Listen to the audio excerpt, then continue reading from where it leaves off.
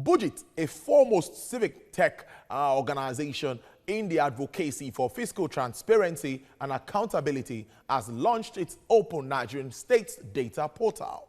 The portal aims to increase citizens' access to state government data, thereby aiding subnational transparency and accountability and assisting policy publishers in data preservation through the extensive use of charts and articles to make policy-related data simple, meaningful, and accessible for the public.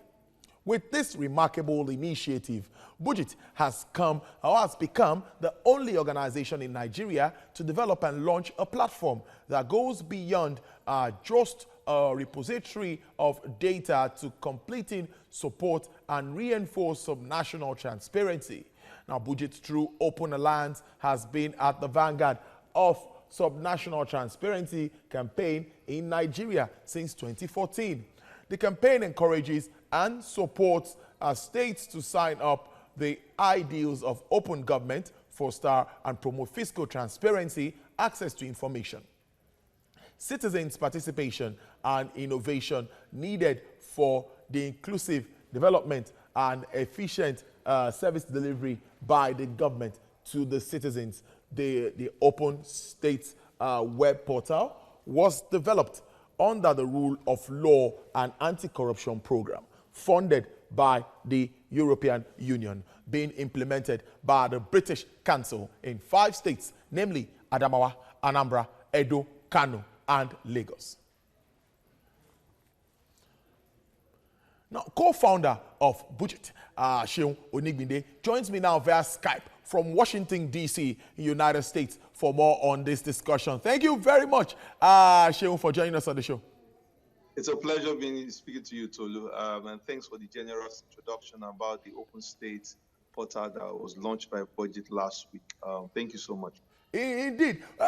Before I go there, I'm going to quickly take you on this. President Buhari has signed the 2020 10.8 trillion naira revised budget into law. How does this come to you? I think we are trying to maintain this cycle of January to December budgeting. How does that come to you, Seun? It's interesting. I mean, because of the current crisis in the oil market, prices tumbled as low as $12 per barrel in recent months. So that caused the government to have a revised budget, and there will be a bit of adjustment in terms of removing what they call administrative capital items, such as laptops, rehabilitations of buildings, and other things, and now free up a lot more capital funds for development infrastructure, and even the palliative measures that they want to put in as regards the COVID-19 environment. So we see that as a welcome development. Some of the worries that we have is that budgets for education and health was largely, these budgets were touched, and we don't think that should happen. The federal government, this is the time to double down on investment for education and healthcare.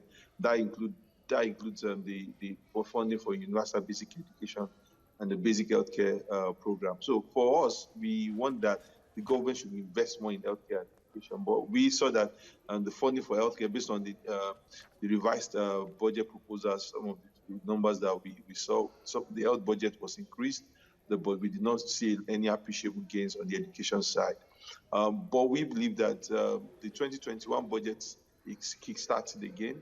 January to December window is something the government wants to fully committed to, and the consultative forum for the MTF for the 2021 to 2023 multi-year is going to be done today, this afternoon in Abuja. So also virtual, because of the current crisis. So, I mean, it's showing that we're paying attention that the budget cycle needs to be much more definite, as this improves the budget performance across board.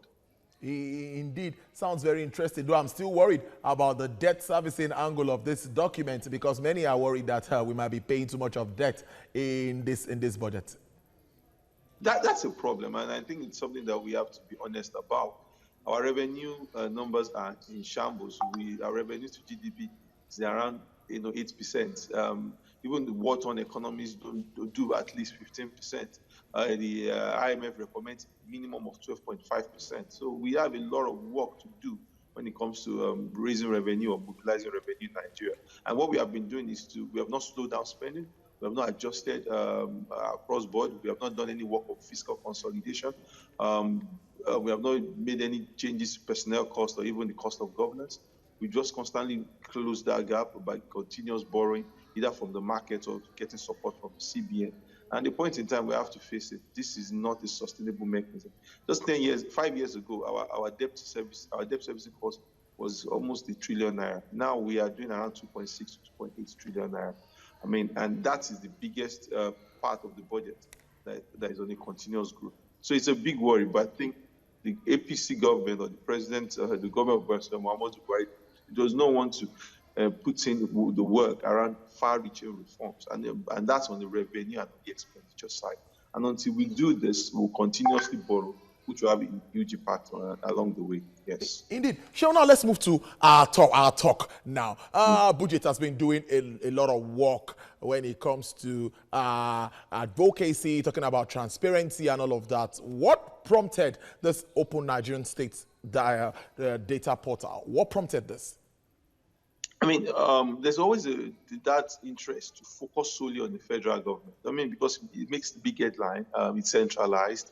Whereas we forget that when you look at the metrics of distribution of funds in Nigeria, the federal government only controls 52% of that. Close to 48% goes to the state government and the local government. And we know that in Nigeria, most of the local government are still subsumed in the state financial infrastructure. So the challenge is that most people don't pay attention to the state government. Even things or items or even projects that are meant to be delivered by the state government, there's always that pushback on the federal government needs to do everything. And I think that is not it. We have a faulty federalism system, but it does not mean that we don't pay attention to the state government. What we are doing, which has been supported by the British Council and the European Union, and also based on the World Bank, the SIFTAS project, is that we're aggregating all the state government data, I mean, in terms of financials, their budgets, their quarterly performance statements, their audited reports, and bringing all that data to the hands of people and using that as an effective means to hold government accountable. It's very important that Nigerians begin to pay attention more to their state government, because a whole lot gets done. We are all aware that an average state governor, if you are even going to look deeply into the finances, would be a guest of the EFCC, just because the accountability mechanisms at the state level is grossly weak, because there are not enough people answering questions even at the legislative end.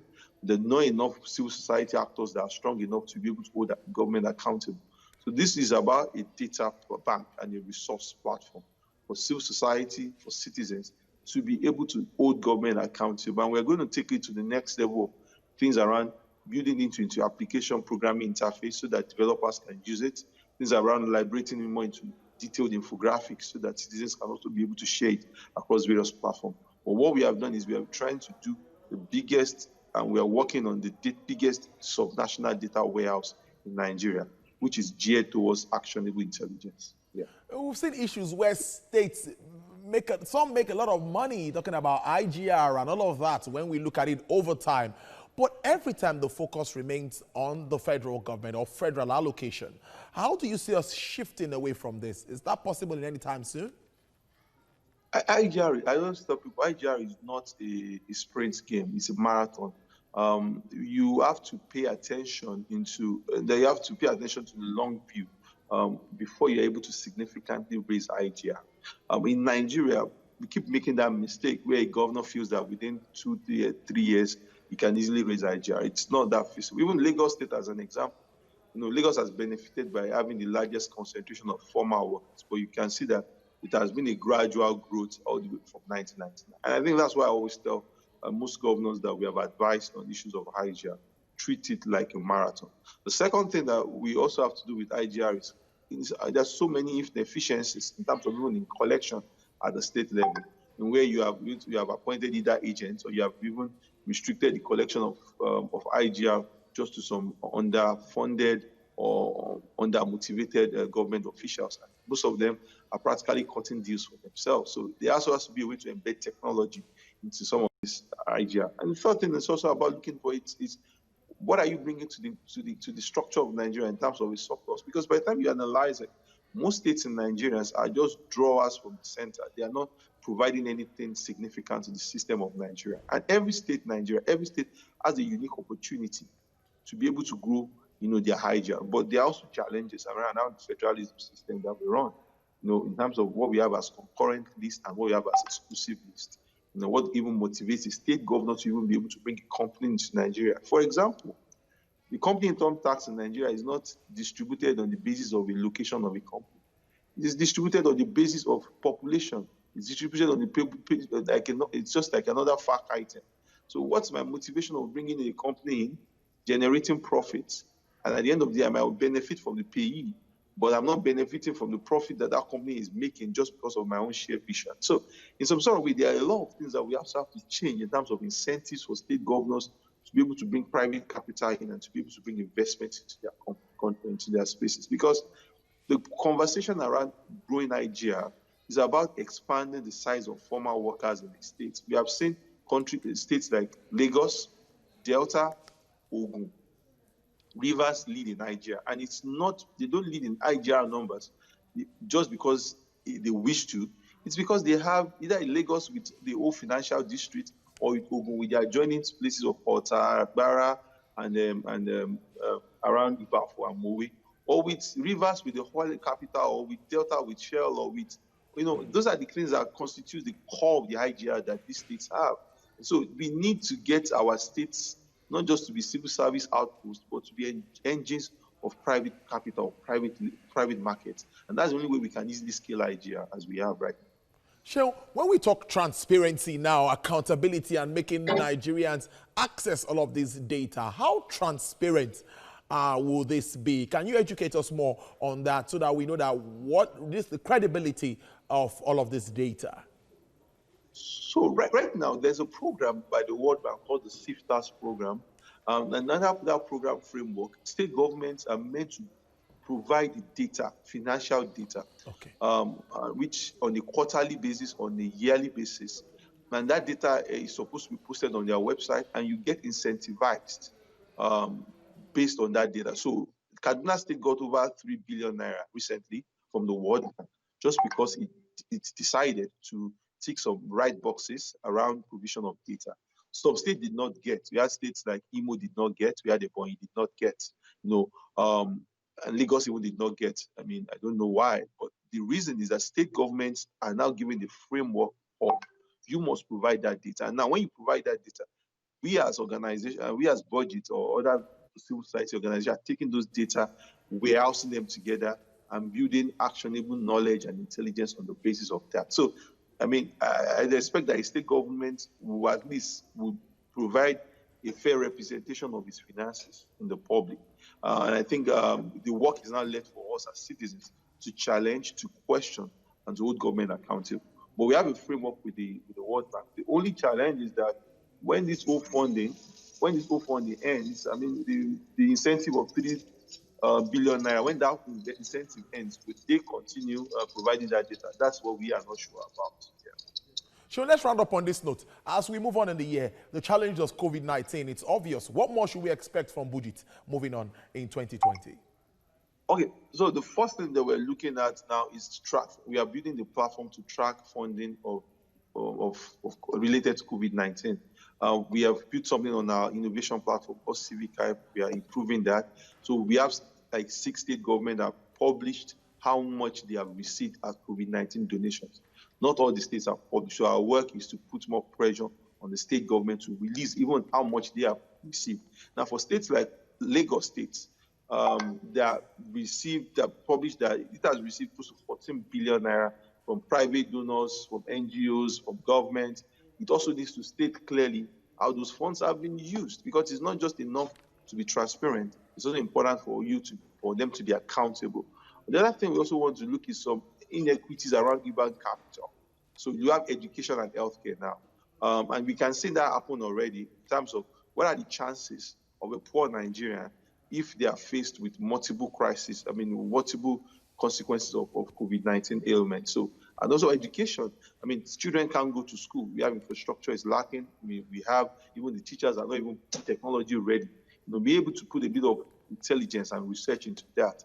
But why we need to do much more funding, for education and health that can survive in a competitive space. So those are the kind of things we as BudgIT are doing. And with the rule of law project that we're doing with RoLAC and the British Council, and with so funded by the EU, we want to deep down much more on the Open States platform, and not just talk to citizens about this, work with people like TVs, like the media, and engage them on the platform, work with civil society, work with the government, and work with even community-based organizations, that this data has to be useful, and it has to be useful in holding government accountable. Thank you very much. Shehu Onibide, co-founder of BudgIT. Thank you very much for joining us on the show. We'll keep a tab on all of these developments as we follow up with BudgIT.